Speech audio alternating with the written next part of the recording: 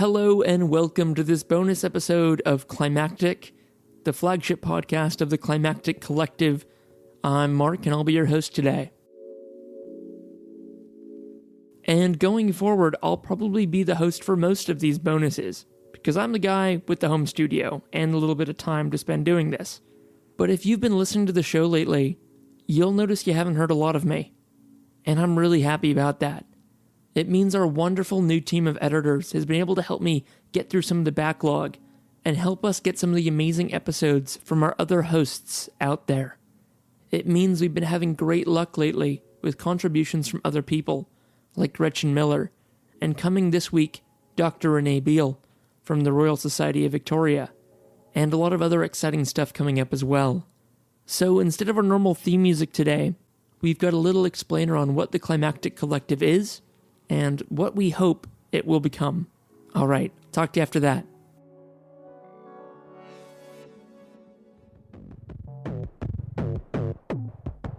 Hello and welcome to Climactic, the flagship podcast of the Climactic Collective.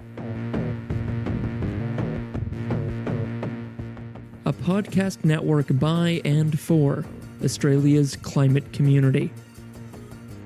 We're a group of podcasters who acknowledge the climate crisis, who understand we are in a climate emergency, and are engaging with our local communities by using and developing our storytelling skills. We're currently a collective of volunteers who produce this show out of love, fear, and rage at the challenges our societies face. We have ambitions to become a social enterprise media company, supported by our listeners.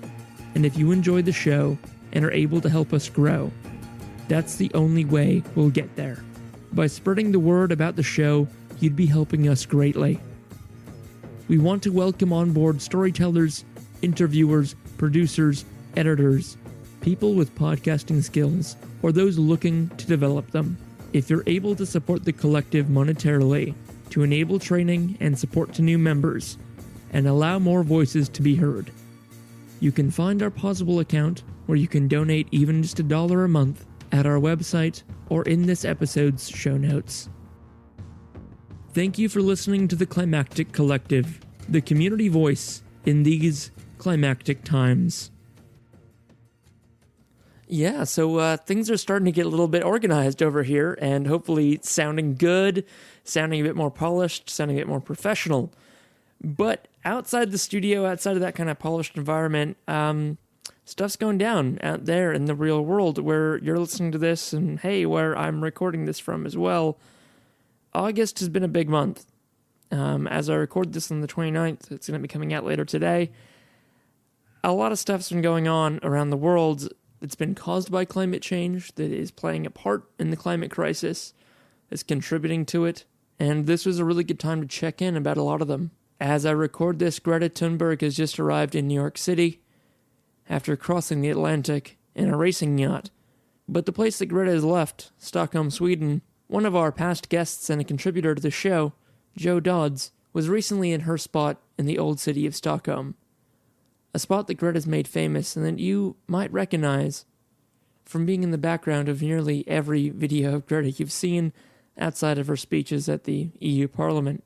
So let's cross to Stockholm now for an interview from Joe Dodds with a young Australian woman currently living in Stockholm. Joe Dodds here, and I'm in Sweden, in Stockholm in Sweden today, and I'm with Tully, and I'll get Tully to just give her name and tell you, I don't know, a little bit about herself and why she's here today. Hi, so my name's Tully Dull, and I have been living in Stockholm for a year now, and it was by accident that I ended up staying here for such a long time, but I come from a very strong community back home on the far south coast of New South Wales, and I've found a completely different kind of community here, but it's rich in many, many other ways.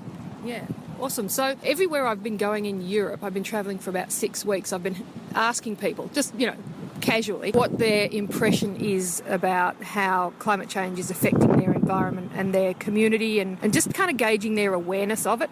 Do you have a sense of where the people in Stockholm are on that kind of scale of it? How aware are people and how concerned are people here? That's a pretty funny question, actually, because I would say that most people are highly aware, but because of the drastic climate difference between Australia and Scandinavia, there isn't the same kind of pressures being felt. So the action is less widespread and much more specific to the younger generation and the older generation, I would say. Well, that's really interesting because I've been here in those last 6 weeks. There's been the heat waves.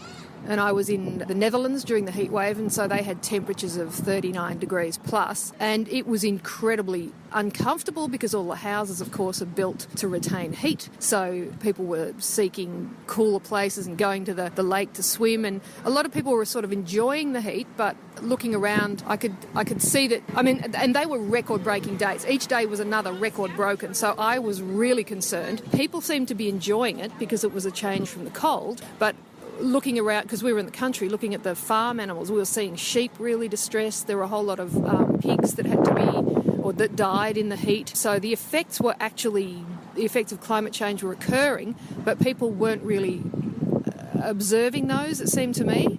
So do you think people in Stockholm, what was the temperature here over that heat time, and what were people's responses? This summer, Stockholm was cooler, actually, and we've had a lot of rain. Whereas I could definitely relate your story to last summer when I arrived, and I was so shocked because it felt like Australian summer. It was around 30 degrees most days, and I would walk into supermarket and every single cooling fan was sold out, and every single bottle of soda and water was off the shelves because some places had actually run out of water to drink. And you would think that that would be a catastrophic kind of warning that people would pay attention, but I think because I'm in Stockholm, it's a city that is a very privileged city, and it doesn't have to do with agriculture, it doesn't have to do with being outdoors in the nature, and so people live inside their apartments and people are not aware or connected to the natural environment. So they might go to the beach and enjoy, oh, it's a really warm day today, and they might realise that it's a bit odd, but then they go back home and they have a beer, and I think that the cycle continues because people are so comfortable, and it hasn't hit a point yet where people are actually concerned for themselves. Do you want to mention where we're sitting now and why that's so important? Yeah, so we're sitting in Gamlestan, which is the old town, old city in Stockholm, and we're actually about 1 metre away from where Greta usually sits when the Fridays for Future actions are happening. And I've been here a couple of times when I can make it, and there's such a lovely feeling when, you know, there could be 50 people here. There was thousands of people here on one of the massive global rally days, and it's amazing actually to be sitting in that spot where it's become such an epicenter and what do you call it, like a leading point, or like a leading point for the rest of the world. And it's a bit ironic that we're sitting here, right here, having this conversation, and the rest of the city, I would say, doesn't necessarily know about it. Yeah, life goes on around it, doesn't it? And that's kind of the difficult thing, although in the conversations I've been having while I've been travelling, a lot of the people I've spoken to have in Sweden and in the Netherlands have been very climate aware. And I was in Gothenburg before, and the people there really do pride themselves on having the greenest city. So there's a real movement there in that city, which is Sweden's second biggest city, to start addressing more of the concerns with plastic and global warming and all of those things. So I guess across Sweden there might be differences, but yeah, it's, for me personally, really interesting to be in the place where young people have really, and this has happened everywhere, it's just that Greta has kind of taken the lead in the media sense, but there have been young people all across the world rising up and doing similar things, and Greta is a focus for that, and it's amazing what she's done and the courage that she's had to have, because she's been attacked recently by Australians in the media. But yeah, it's a real honour to be where she comes and just does what people are doing all over the world. There's a woman in Bega doing it. There's, everywhere there's people choosing to go and sit somewhere on a particular day of the week or hold up signs and have those conversations. So yeah, here we are today, just part of that ongoing project. So, and what are you in Stockholm for, and what are you working on at the moment? Interesting question. it's changed. When I first arrived, it was for a student exchange to continue studying dance as part of my creative arts degree. And then I continued to keep building on that work and into that community. But right now, my focus in my life is very confused, actually. And it has a lot to do with the conflict that I feel between pursuing my passion, which is dance, and feeling really obliged to keep working a lot more with activism. So I'm in a turning point. I'm in a transition phase, and while I'm in Stockholm, I'm putting down some roots. I'm keeping building on the community that I've felt here in the last year, and I've turned towards more social work and working with the other side of activism, which is why are we being active? At the end of the day, what are we being activists for? And to me, there is so much beauty and love and amazing things happening in this world that I really want to put my energy towards. And that's partly where dance comes in, and it's also where a stronger connection with nature comes in. And I love being in the forest in Stockholm. I love this city that I can live really close to the city centre in an apartment and go swimming in the water opposite Södermalm, which is an island here, and go running barefoot through the forest. It's incredible. And I wish that more people had that kind of joy when they were alive, actually.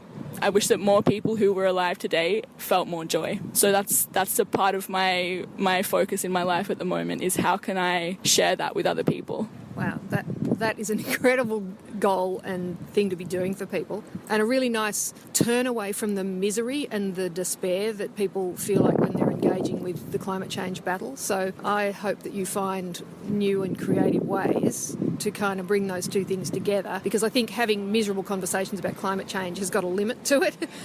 Absolutely. And the people who work in that field too, who are doing the hard yards and the activism, need relief as well. So that it's both a way of communicating to people who haven't understood the message yet, and just buoying up the people who are on that front line and feeling that things are grim. It sounds like you've got a really good mission there, lifting those hopes either way and communicating. I'm hoping to see interpretive dance, climate change action from you.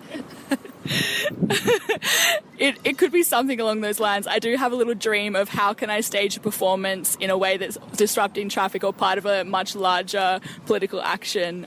But that might be a little time away from now. Oh, I can't wait to see it, and I hope I can get back to Stockholm and see it here. Or you can bring the thing to Bega in the valley. Yeah. Anything else you wanted to add before we wrap this? I think I would like to add in a kind of conclusion to this interview, which has actually clarified something for me as well, that my mission, as we could call it, is not only about political activism, but could you say joy activism?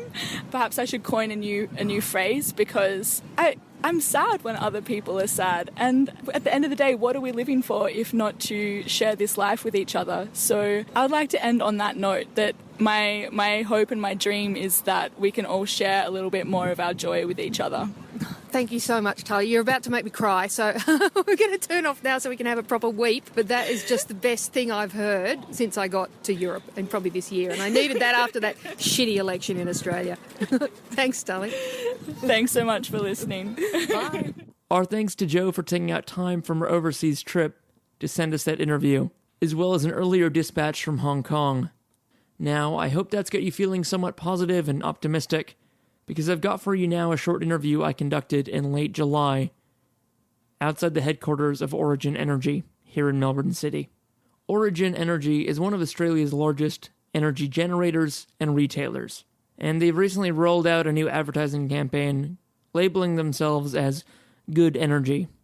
Well, when I found myself outside the Origin headquarters building, surrounded by dozens of protesters who traveled halfway across the country from the Northern Territory to bring attention to Origin's intentions to frack the Northern Territory, they had a slightly different opinion of Origin than a provider of good energy.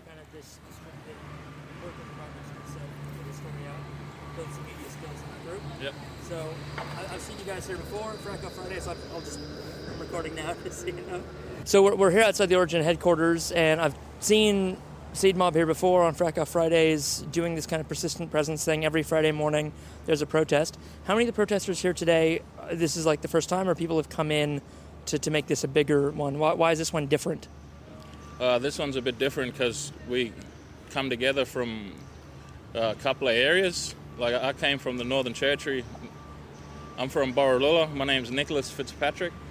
I'm one of the Jungais for Yanyala country, Mambalia side, and like we've been noticing a lot of change happen. Like just in my 28 years of living, I've noticed species start disappearing out in the sea, and massive mangrove die-offs, and cyclones getting more severe, and the heat it's burns you now more. It's more hotter and like more lethal.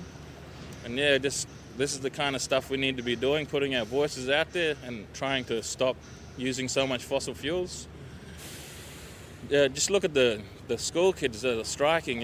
They're worried themselves, and we have to transition out of using so much coal and oil, gas. We got all the technology now to do it. It's just the big companies just trying to take everything instead of. So case in point, of course, the building we're outside of right now, just off Exhibition Street. You've come all the way down to Melbourne to the headquarters of AGL. AGL's on the mind. To the headquarters of Origin. And what's their involvement in the NT, and what are their plans? They're trying to frack the NT. They're basically broke at the moment, and they're looking for a cheap way out to make their company rich again. And there's a real huge deposit of oil and gas in the Northern Territory in the Beetaloo Basin. And fracking is a cheaper method to conventional drilling. They've spent a lot of money drilling, looking for this big pocket, but the fracking, they can go down and use one drill hole and fracture the land underneath in a 360 degree everywhere, and bust the ground, bust water tables. Like it's been proven that it's very dangerous and risky. It's in America, like they've wrecked a lot of country. Like once you've drilled a pipe down there, you just can't go building a house or a farm on it. Once it's gone in that industry. Like it's very no good. We've got solar power, we can get energy from hydrogen. Like you can use solar power to make the hydrogen. We've got cars that can run on hydrogen. Like we need to transition and fast because the world is heating up. There's too much pollution happening. There's more and more kids growing up now that's understanding this stuff and really trying to make that change.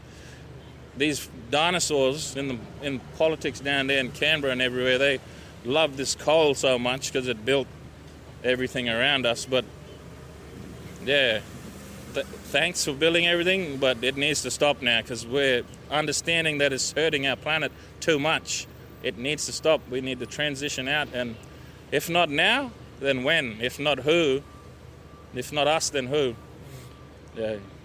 So we talk a lot to environmental groups kind of across the spectrum, across the community here in Australia, and obviously Seed Mob is one of these very, very strong groups. The very strong culture and identity, and very clear message as well. For groups outside of Seed, for young people, I know we've got people here today from AYCC and other groups. We've got Stop Adani chapters everywhere. We've got a lot of stuff going on here in Victoria as well outside of, we got sort of domestic issues in the state. But if we do want to actually have a care about the country and its native owners as well, is Seed a good group to kind of, be aware of and look out for call-outs and help and support? Like, what's it like being a part of Seed for you? It's very, very good to be a part of Seed because the work that we do out on country that I do, informing, like educating my people about climate change and industrial revolution and, like global warming and what's happening with that. Like we don't get told any of this stuff. And when gas companies are coming in and asking TOs for exploration permits, they don't use interpreters or explain the risks and the damages that's happened before. It's all one-sided, and there's like none of the people understand really. Only young fellas like myself, and we got to interpret later. But it shouldn't be like that. It should be a level playing field where they explain properly the risks that could happen in your country and a good chance of it happening in your country. And then people can make decisions properly once they understand. And I can pretty much guarantee you, if you make my people, Indigenous people of Australia, understand all this stuff that's happening, burning fossil fuels and fracking, none of them is going to agree to it. It's just too damaging, and we worry about our future generations way too much. Do you feel that's kind of a privilege or an amazing position to be that bridge between your culture, your people on your land, the oldest civilization in the world, and also to translate, climate science. And does it feel like kind of an amazing position to be in, or does it feel a bit like a weight sometimes, having to... A bit of both, man. Yeah, definitely. Well, I know you've just come up from Anglesey, you've been at some training, and there's a lot going on at Seed at the moment, and I'm holding you up right now from going on to the next thing at Trades Hall. What's kind of next for Seed? What's going on, and how can people outside of Seed kind of help and contribute? We're just going to keep the pressure on Origin and keep it up, and their logo saying is good energy, and we all know that it's not good energy to be fracking land. Like, we're the last country that's got pristine land. Like, flying here from NT, I can see a lot of bulldozed country. There's sacred sites that got bulldozed there. This is indigenous land. There's so much damage happening. You need to preserve the Northern Territory. Tourism is the second biggest income in Australia. If you wreck the Northern Territory, that economic money there coming in is going to slow down, because they are coming to the Northern Territory. They're coming to places where there aren't big cities. They're coming to the bush. They're coming to real Australia. We can make tourism number one if we do it properly. We can bring lots of money into Australia. Lots of cultures, lots of people around the world want to hear about our culture, Indigenous culture, because it's been quiet and it's been shut down for way too long. And with Seed, our voices get out there, and it's very good.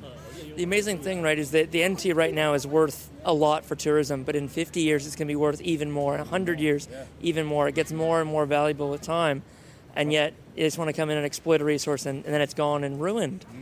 Like, there's no economic sense in that, is there? No, nothing, mate. I don't know what they're thinking. I don't know. They don't own shares in the future, I guess, just themselves. Yep. Thank you so much for talking to us, Nick. A lot of the listeners to the show are living in Melbourne or living in Victoria, and coming along to the Origin headquarters every Friday morning is something we can do ourselves. If you want to support us, there's a Seed Facebook page and a website, and you can support us and share our posts just to get our voices more out there. And there's donations that you can donate to Seed, and just keep supporting us. What we're doing very good work all over Australia. And it's something that definitely needs to be supported, and I'm really glad to see a lot of Melbourne people standing up for Change the Date, like 60,000 people marching through the streets. Mate, if you 60,000 people stand with us to stop fracking in the NT, I'm pretty sure we can make a big difference there. So please, help us. Thank you so much for your time, Nick, and thanks for coming down, and just thanks. All right, mate, thanks for the interview. Pleasure. So as I sit here, I've just listened back to that myself in real time, and it's a Thursday, which means tomorrow morning, it's Friday morning. I know where I'll be. I'll be outside Origin's headquarters. I think it's really profound when Nick said there that, yes, 60,000 people turned up in Melbourne for a Change the Date rally. Imagine what 60,000 people on the street opposing fracking in the Northern Territory, what that could do. And I know we're still smarting from our wounds in the federal election, and I know about the backlash to the Bob Brown convoy. Our city folk doing what they can, protesting, counterproductive. I don't know the answer to that. I will keep doing interviews, asking people who know more than me what they think. But for now, all I know is traditional owners are asking directly for help, and that's what we should do. We're utilising our resources. We're utilising our partnerships with your environmental groups, your climate actioneers. We're utilising our resources. We're utilising and we're exchanging our tactics, and we're actually coming together to bring it together to oppose destruction. Well, it's a movement, yeah. We're to oppose destruction of our homelands, to oppose destruction for big business, for big money. That was the voice of Zelenak, the leader of the Jaburong Cultural Heritage Protection Embassy, out there beside the Western Highway, just a couple Ks from Ararat in Western Victoria. It was in this month of August that I got to go out and see the Jaburong sacred trees, the birthing trees, the scar trees, the directions trees, ranging from 300 to 800 years old, and I'm hopeful that most of you listening will know about this cause, which is happening right here in Victoria, where I know most of you listening also live. This is an issue right in our backyards that we can do something about. As you're listening, hopefully the trees are still up. As I record this, they still are. Days after the latest eviction notice has expired, And I think the only reason these trees are still standing is because there's lots of people who remain out at the camps, protecting them, putting their bodies on the line. There's a whole story to be told here, and I don't have the time to tell it well, and I'm not the best person to tell it. I was able to help my friends at the Juice Media, who do the amazing Honest Government ad series, record an interview with Zelenak, which is where that clip you just heard was from. And you can find a link to that full episode in the show notes, as well as a bunch of other information about the Western Highway extension, duplication, the Jaborang camps, the Jaborang trees. It's an amazing story, and it's amazing history, and it's something that affects all of us. If in 2019 we can't protect 800-year-old trees, we've still got a really long way to go.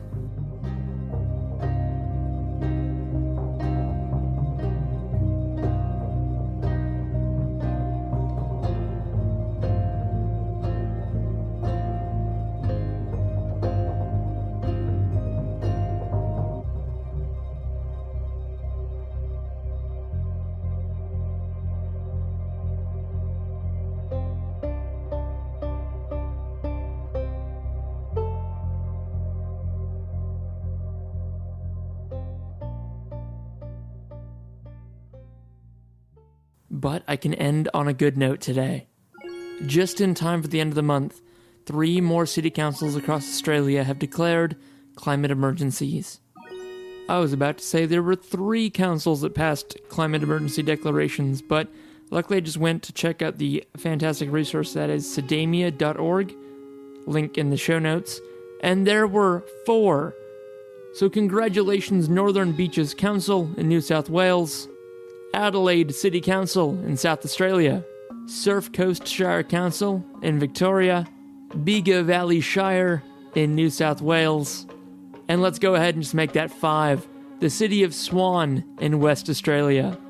Now this is very well overdue. We need to do a full episode about what climate emergency declarations are, what they mean, what's actually been happening in some of these municipalities that have been declaring climate emergencies. But for right now, let's celebrate and let's get a message from one of the councillors involved in passing a climate emergency, this time for the Bega Valley Shire. And yes, we're going back to friend of the show and correspondent Joe Dodds to bookend the episode with some good news. Take it away, Joe. Well, this was quite exciting, Mark. It was worth coming back from my travels, even though I was enjoying them hugely. So today's council meeting, we had a motion from Councillor Kathy Griff, who's our fantastic Greens member, to declare the climate emergency. And there was some additional parts to that motion to do with the impact that would have on the work the staff are doing already on our climate strategy. Kathy put this motion and we had a huge turnout from the community. The public gallery was full of people supporting her. We had 3 speakers for the motion and 2 against, and the limit for speakers is 3. So there were many more who wanted to speak for the motion, and they couldn't even raise 3 people to speak against the motion from what we could see. So there was some pretty lively debate about the value of the declaration of a climate emergency. The cynics think that it's either just a symbolic act or that it may compel us to change our priorities in ways that they're unsure of the consequences.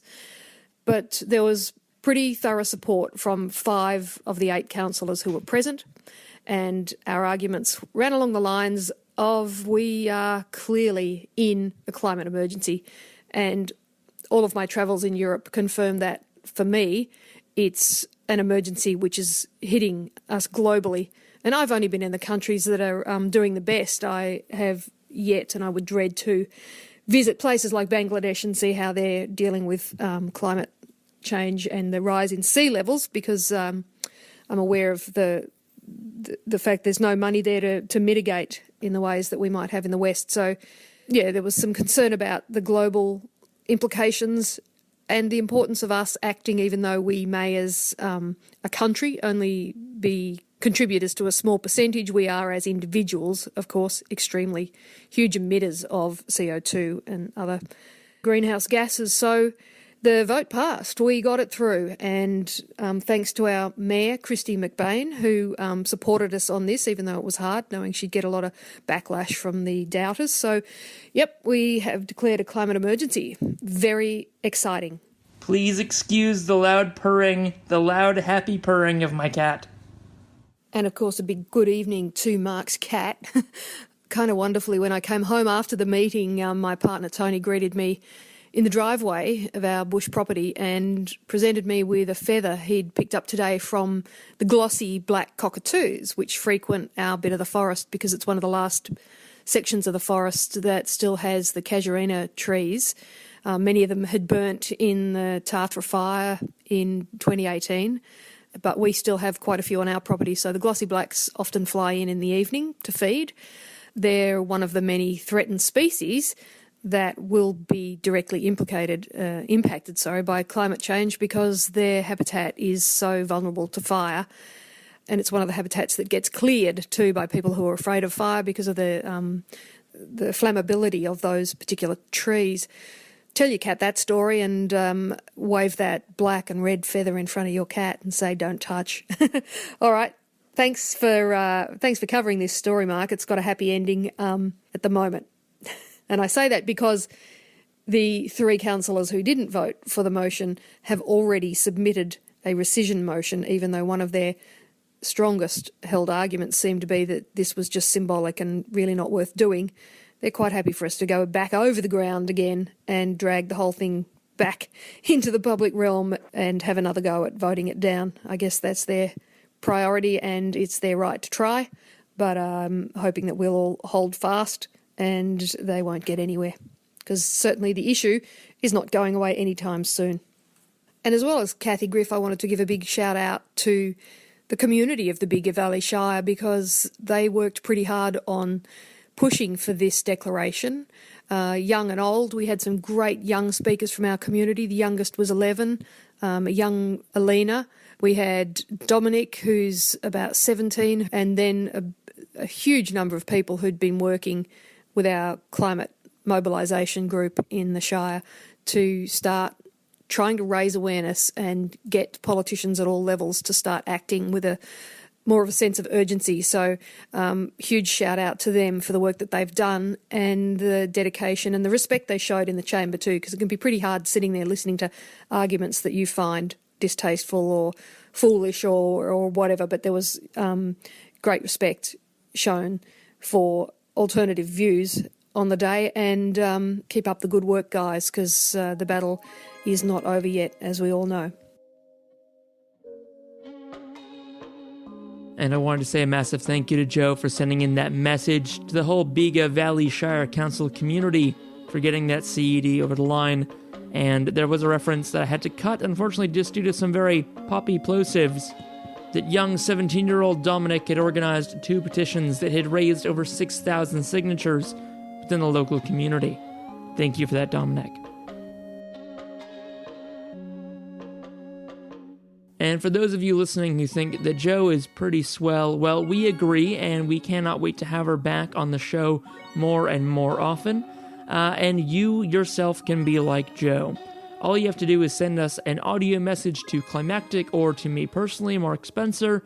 We really appreciate contributions and dispatches from around Australia and around the world on ways that we're all dealing with the climate crisis, useful tips, advice, even just that camaraderie of sharing your feelings and getting to hear that you're not alone in feeling whatever it is you're feeling in these climactic times.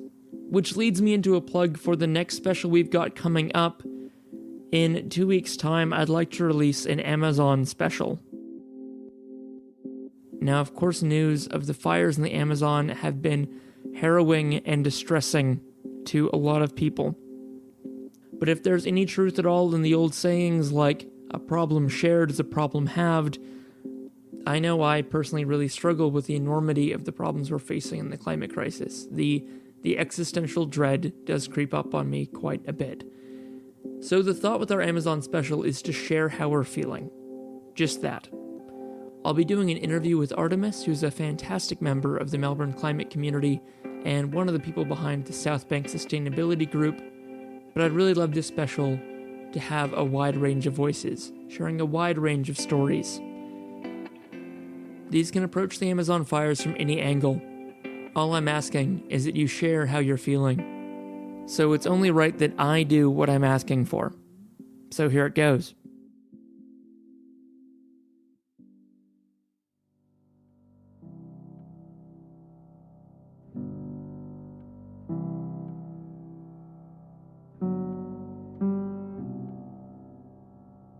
I was born in 1990, and growing up through the 90s, I vividly remember at some point seeing a television show where a ragtag group of people had taken over a US Navy submarine and were living on it. Because above the waves, there wasn't enough oxygen anymore. Because the Amazon was gone.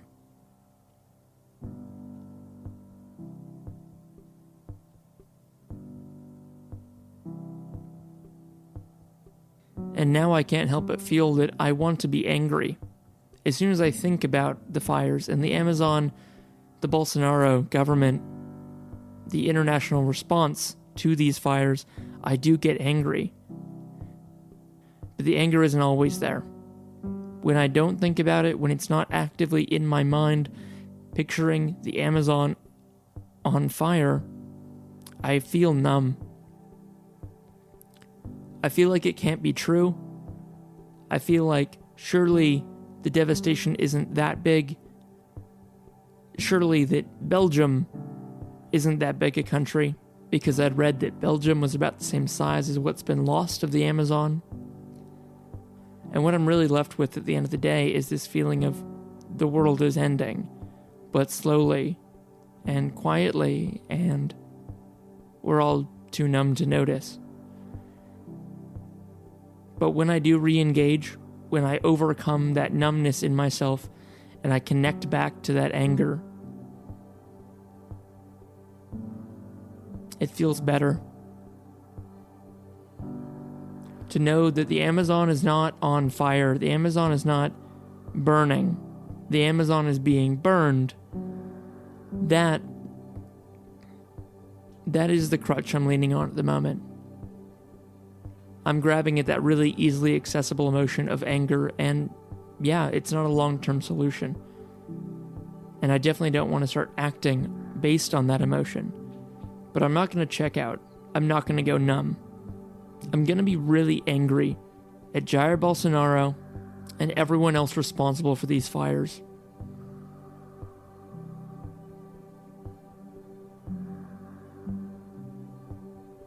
And I'm going to keep talking about this. And I'm going to make sure that in this special there's a bunch of actions that we can all take to actually do something about this crisis. I would love for you to take part, to send in your messages, your stories, and your advice on what we can do as the Australian climate community while the lungs of our world are being burned down.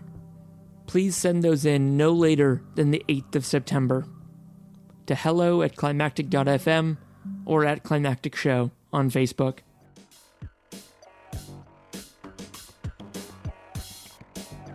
Thank you so much for joining us today for this special episode about activism in the Australian climate community for August 2019. Thank you to Giordano from the Juice Media, Joe Dodds, Zelenak, Nick from Seed Mob, and our editor Gemma. Thank you, and have a great day.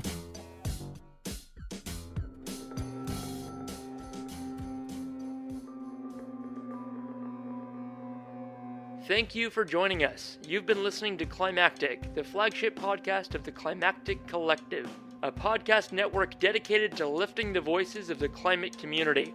You can find out more about the people behind Climactic and all the shows we produce at climactic.fm. We are a social enterprise podcast network, and we greatly appreciate your support. You can find a link to our Pozible where you can support us directly in the show notes of this episode or from our website. Thank you for listening, and from the whole Climactic Collective, keep up the great work and take care of each other in these climactic times.